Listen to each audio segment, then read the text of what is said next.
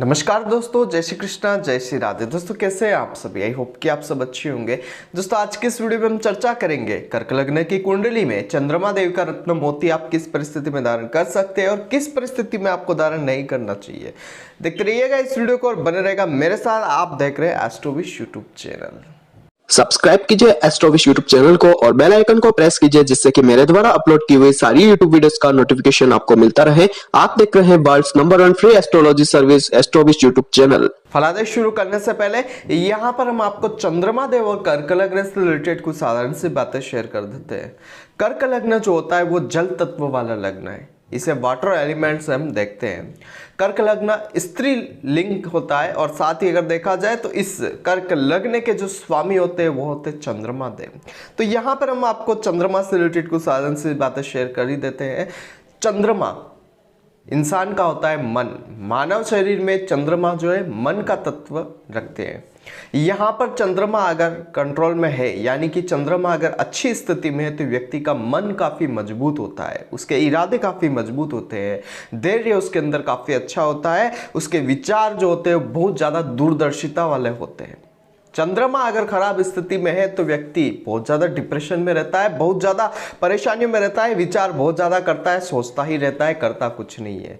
यहाँ पर व्यक्ति के किसी भी व्यक्ति के जीवन में चंद्रमा का अच्छा होना बहुत ज़्यादा आवश्यक रहता है। चंद्रमा की उच्च राशि शुक्रदेव की वृषभ राशि होती है और चंद्रमा की नीच राशि जो होती है वो मंगल देव की वृश्चिक राशि होती है। कुंडली के किसी भी घर में जब चंद्रमा विराजमान होते हैं, अपने से सामने वाले घर को ये प्रभावित करने वाले होते हैं। इनको एक ही दृष्टि प्राप्त है, सप्तम दृष्टि से अपने सामने वाले घर को देखते हैं।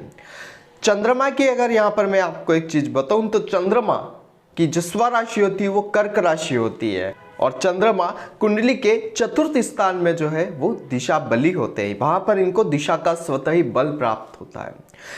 चंद्रमा अगर आपकी कुंडली में अच्छी स्थिति में नहीं है तो आपको बहुत तरीके से परेशानियां प्राप्त हो सकती है। आप दूसरे कितने भी ग्रहों के उपाय कर ले, लेकिन मन अगर आपका समस्याग्रस्त है, आपके मन में अगर बहुत ज़्यादा उथल पुथल है, तो आपको कोई भी चीज़ सुख नहीं दे सकती। ये चीज़ आप ध्यान रखिएगा।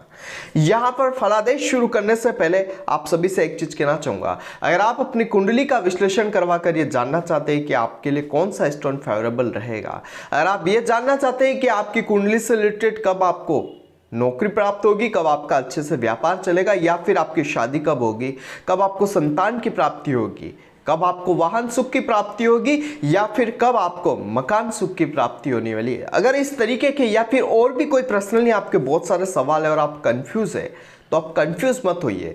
नीचे स्क्रीन पर हमारे कॉन्टैक्ट नंबर आ रहे हैं, आप उस पर कॉन्टैक्ट करिए और आप अपनी कुंडली का विश्लेषण हमसे करवाइए। यहाँ पर हम आपके लिए एक चीज और लेकर आए हैं। अगर आप अपनी कुंडली का विश्लेषण करवाना चाहते हैं तो हम यहाँ पर आपको एक सवाल का फ्री आंसर देने वाले हैं, यानी कि एक क्वेश्चन हमने आपके लिए फ्री रखा है। आप चाहे तो कोई भी क्वेश्चन जो आप चाहते हैं, जो आपके लिए सबसे ज्यादा जरूरी, उससे रिलेटेड आप हमसे पूछ सकते हैं और उसका सवाल का जवाब हम आपको देंगे।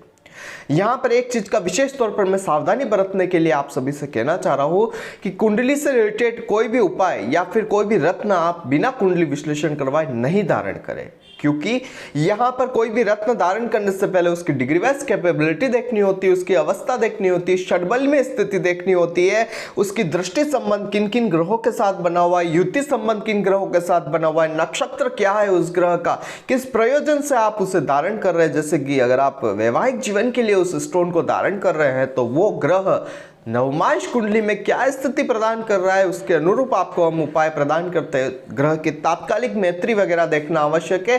तो इस तरीके से ये सारे पॉइंट देखने के बाद हम आपको कोई ना कोई स्टोन सजेस्ट करते हैं। तो यहाँ पर अगर आप कोई रत्न धारण करना चाह रहे हैं तो बिना कुंडली विश्लेषण करवाए मत करिएगा। और हमने आपके लिए एक सवाल फ्री रखा हुआ है, तो आप चाहे तो इस चीज का अनुभव ले सकते हैं, फायदा ले सकते हैं। और अगर आपके कोई मिलने वाले हैं, कोई रिश्तेदार वगैरह है या फिर कोई फ्रेंड सर्कल है, उनको अगर एस्ट्रोलॉजी से रिलेटेड कोई समस्या है तो उनको आप इस वीडियो को शेयर करिए। वो भी चाहे तो अपने एक सवाल से अपनी जिंदगी बदल सकते हैं।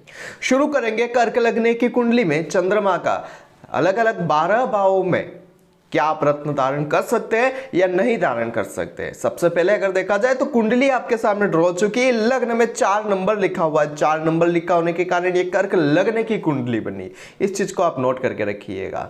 यहां पर चंद्रमा अगर आपकी कुंडली के लग्न घर में अगर विराजमान है तो क्या आप इनका रत्न धारण कर सकते हैं? जी हाँ, बिल्कुल। कर्क लग्न की कुंडली में फर्स्ट हाउस में आप चंद्रमा का रत्न अच्छे से धारण कर सकते हैं। ये आपको फायदे प्रदान करने वाला होता है, परंतु यहाँ पर विशेष तौर पर शनि की स्थिति देखना आवश्यक रहेगा कि शनिदेव की क्या स्थिति बनी हुई है। अगर शनि का प्रभाव यहाँ पर चंद्रमा के ऊपर आ जाता है तो विष योग बन सकता है, तो यहाँ पर थोड़ी सी आपको समस्या क्रिएट हो सकती है। यहां पर अगर देखा जाए सेकंड हाउस में कि आप चंद्रमा का रत्न धारण कर सकते हैं। सेकंड हाउस में चंद्रमा का रत्न धारण करने से पहले फायदे तो होंगे, लेकिन उससे पहले आपको यह देखना है कि सूर्य के साथ तात्कालिक मैत्री है या नहीं है, सूर्य की स्थिति क्या है, उसके बाद आप इनका रत्न धारण करेंगे तो अच्छा रहेगा। तीसरे घर की अगर बात करी जाए जहां पर बुध की कन्या राशि आती है, तो क्या आप चंद्रमा का रत्न यहां पर धारण कर सकते हैं? चंद्रमा का रत्न यहां पर आपको धारण नहीं करना है। आप चंद्रमा के उपाय करें, दान करें, आपके लिए अच्छा रहेगा। आप मंत्र जप कर सकते हैं, व्रत कर सकते हैं, आपके लिए शानदार परिणाम चंद्रमा देव लेकर आएंगे। अगर यहाँ पर चौथे घर की बात करी जाए तो चंद्रमा यहाँ पर दिशा बली होते हैं। रत्न तो धारण किया जा सकता है, लेकिन शुक्र के इनके साथ तात्कालिक मैत्री और दृष्टि संबंध देखना आवश्यक है, उसके पश्चात हम कोई निर्णय ले सकते हैं। पंचम स्थान की अगर बात करें तो पंचम स्थान में वृश्चिक राशि आती है और वृश्चिक राशि में चंद्रमा नीच के होते हैं। यहां पर क्या आप इनका रत्न धारण कर सकते हैं या नहीं कर सकते? 2 एक्सेप्ट रहते हैं। अगर यहां पर चंद्रमा के साथ मंगल का दृष्टि संबंध बन जाए या चंद्रमा मंगल के साथ विराजमान हो जाए तो इनकी निश्चितता भंग हो जाएगी, और निश्चितता भंग होने के कारण आप इनका रत्न धारण कर सकते हैं। लेकिन दूसरा यहां पर अगर चंद्रमा के ऊपर मंगल की दृष्टियां नहीं है, चंद्रमा के ऊपर मंगल देव जो है किसी भी प्रकार से दृष्टि संबंध या युति संबंध नहीं बना रहे हैं और मंगल भी अस्त अवस्था में हो चुके हैं, तब भी आप इनका रत्न धारण नहीं कर सकते हैं। लेकिन सूर्य के साथ अगर चंद्रमा हो जाते हैं और वो अस्त अवस्था में आ जाते हैं, तब आप इनका रत्न धारण करेंगे तो कुछ अच्छी चीजें हो सकती है। लेकिन बिना कुंडली विश्लेषण करवाए इस भाव में आपको इनका रत्न धारण नहीं करना चाहिए। अगर आप करते हैं तो संतान संबंधी समस्याएं, आपको एजुकेशन से रिलेटेड समस्या है और आपका मन अनियंत्रित रहेगा, मन में कभी भी शांति नहीं रहेगी। आने वाले विचार इतने होंगे कि समुद्र से भी बड़े, तो इस चीज का आपको विशेष तौर पर ध्यान रखना है। डिप्रेशन की स्थितियां यहाँ पर स्थित चंद्रमा आपको प्रदान करने वाले होते हैं। बात करेंगे छठे घर में, छठे घर में भी आपको चंद्रमा का रत्न धारण नहीं करना चाहिए। यहाँ पर आप इनके व्रत करें, दान करें, आपके लिए शुभता रहेगी। और अगर आप रत्न धारण करना चाहते हैं नौकरी प्राप्ति के लिए, तो यहाँ पर गुरुदेव बृहस्पति की स्थिति देखना बिल्कुल आवश्यक रहेगी। इसके पश्चात ही हम किसी निष्कर्ष पर निकलते हैं। सप्तम स्थान की अगर बात करें तो सप्तम स्थान में आप चंद्रमा का रत्न धारण तो कर सकते हैं, परंतु ध्यान रखना है कि शनि की स्थिति क्या है, शनि का तात्कालिक मैत्री संबंध क्या रहेगा, शनि की डिग्री वाइज कैपेबिलिटी क्या रहेगी, चंद्रमा और शनि के बीच कितना डिग्री का अंतर रहता है, इसके अनुरूप आप इनका रत्न धारण करेंगे। अष्टम स्थान में बिल्कुल भी नहीं धारण करना चाहिए। चंद्रमा का रत्न यहाँ पर धारण किया हुआ जीवन में बड़ी समस्या लेकर आ सकता है। व्रत करें, दान करें, मंत्र जप करें, आपके लिए अच्छी चीजें रहेगी। वहीं अगर बात करी जाए नवम स्थान, क्या नवम स्थान में रत्न धारण किया जा सकता है? बिल्कुल आप धारण कर सकते हैं। यहाँ पर भाग्य स्थान में चंद्रमा का विराजमान होना अच्छी चीजें लेकर आएगा, लेकिन गुरुदेव बृहस्पति की स्थिति देखना बिल्कुल आवश्यक है। चंद्रमा के साथ क्या इनकी तात्कालिक मैत्री है, चंद्रमा के साथ क्या दृष्टि संबंध बना हुआ है, कितनी डिग्री वाइज कैपेबिलिटी की दूरियां बनी हुई है, सारी चीजें देखने के बाद अब इनका रत्न धारण करेंगे तो अच्छा रहेगा। अगर बात करें दशम स्थान की, दशम स्थान में भी चंद्रमा का रत्न धारण किया जा सकता है। अच्छे फायदे ही प्रदान करने वाला होता है, लेकिन मंगल के साथ दृष्टि संबंध, युति संबंध और डिग्री वाइज कैपेबिलिटी देखना आवश्यक है। बात करें 11th हाउस की, चंद्रमा उच्च राशिगत हो चुके हैं। शुक्र के साथ तात्कालिक मैत्री देखकर आप इनका रत्न धारण कर सकते हैं। बहुत अच्छी चीजें आपको प्रदान करने वाले होते हैं, परंतु ध्यान ये रखना है कि शुक्र की अगर डिग्री वाइज कैपेबिलिटी चंद्रमा के इक्वली में आ गई तो आपके वारे न्यारे करने वाले होते हैं, और अगर कम रह गए तो यहां पर आपकी जिंदगी भी बर्बाद कर सकते हैं। शुक्र और चंद्र का योग तो अच्छा होता है, लेकिन अगर इनकी डिग्री वाइज कैपेबिलिटी में काफी अंतर अगर आ जाता है तो जीवन में व्यक्ति को गंदी चीजों की ओर बहुत ज्यादा आकर्षित कर देते हैं। मन अनियंत्रित होता है। यहां पर मन के वश में उस व्यक्ति के कुछ होता ही नहीं है। वो व्यक्ति व्यसन की ओर ज्यादा चला जाता है, नशे की ओर ज्यादा रहता है। बात करें 12th हाउस में, क्या चंद्रमा का रत्न धारण किया जा सकता है? बिल्कुल भी नहीं धारण करना चाहिए। विदेश यात्रा की स्थिति में कुछ स्थितियां निर्मित की जा सकती है, परंतु अगर नैसर्गिकता में देखा जाए तो 12th हाउस में चंद्रमा का रत्न धारण नहीं करना आपके लिए अच्छा रहेगा।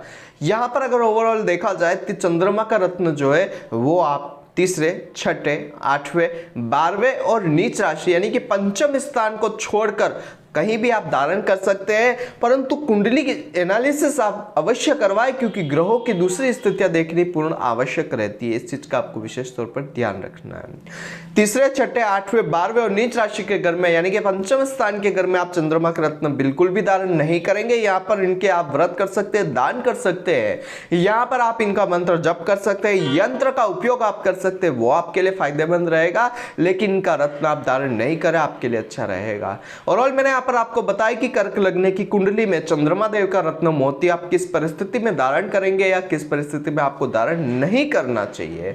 यहां पर अगर आप अपनी कुंडली का विश्लेषण करवाना चाहते हैं तो नीचे स्क्रीन पर मेरे कॉन्टैक्ट नंबर आ रहे हैं, आप उस पर कॉन्टैक्ट कर करवा सकते हैं। और यहां पर हमने आपके लिए एक सवाल का आंसर फ्री रखा हुआ है, आप चाहे जो सवाल आप हमसे पूछ सकते हैं अपनी कुंडली से रिलेटेड, आपके लिए हम एक सवाल का जवाब फ्री देंगे। और साथ ही अगर आपको ये वीडियो पसंद आती है तो इस वीडियो को दूसरे लोगों के साथ शेयर अवश्य करें। और फ्री एस्ट्रोलॉजी से रिलेटेड अगर कोई भी जातक जो है परेशान है, उनको इस चीज की बहुत ज्यादा आवश्यकता है, तो उनके साथ भी हमारे नंबर आप शेयर करें।